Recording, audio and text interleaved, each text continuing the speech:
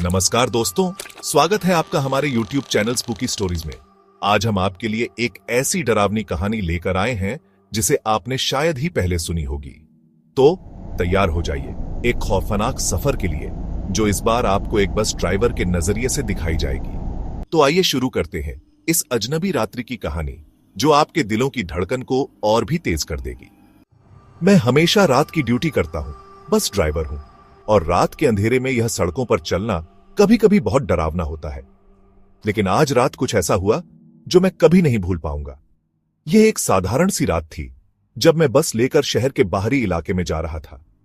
Root थोड़ा सुनसान था और सड़कों के दोनों ओर घना जंगल था। बस की हल्की सी आवाज और सिर की बत्तियां रास्ते के अंधेरे में झिलमिलाती जा रही थीं। मुझे कोई पैसेंजर नहीं मिला था, मैं अकेला ही था। अचानक मेरी नजरें एक व्यक्ति पर पड़ी जो सड़क के किनारे खड़ा था। उसका चेहरा छिपा हुआ था और वह बिल्कुल अकेला खड़ा था, जैसे वह किसी का इंतजार कर रहा हो। मुझे थोड़ा अजीब सा महसूस हुआ। बस रुकी और वह व्यक्ति अंदर आ गया। वो मुझे बिना कुछ बोले सीट पर बैठ गया। मैं चुप रहा और बस चलाना जारी रखा। फिर मैंने महसूस किया कि बस में हवा का तापमान अचानक से ठंडा हो गया है। मुझे गहरी ठंडक महसूस हो रही थी और मेरे हाथ स्टीयरिंग व्हील पर जम गए थे। फिर वह व्यक्ति धीरे धीरे मुझसे पूछने लगा, तुम जानते हो कि तुम किस रास्ते पर जा रहे हो? मैं थोड़ी हैरान था और कहा, हाँ, ये तो वही पुराना रास्ता है। उसने मुझे घूरते हुए जवाब दिया, यह रास्ता अब सुरक्षित नहीं है। इसके बाद बस की लाइटें भी झपकने लगी। मैं घबराया, लेकिन मैंने बस को धीमे से रोकने का फैसला किया। अचानक वह व्यक्ति बस से गायब हो गया। मुझे बस के अंदर घना अंधेरा लगने लगा। अब मेरे सामने एक शीतल, खौफनाक परछाई थी जो धीरे धीरे मेरी तरफ बढ़ रही थी। मैंने बस को तेजी से चलाना शुरू किया, लेकिन वह परछाई मेरे पीछे भाग रही थी। सड़क पर एक अजीब सी आवाज आ रही थी।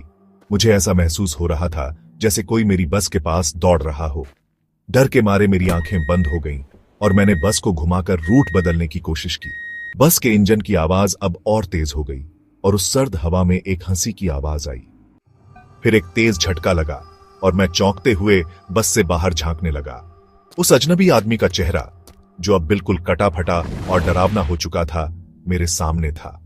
वह हंसते हुए कह रहा था, अब तुम भी इस रास्ते के हिस्से बन चुके हो।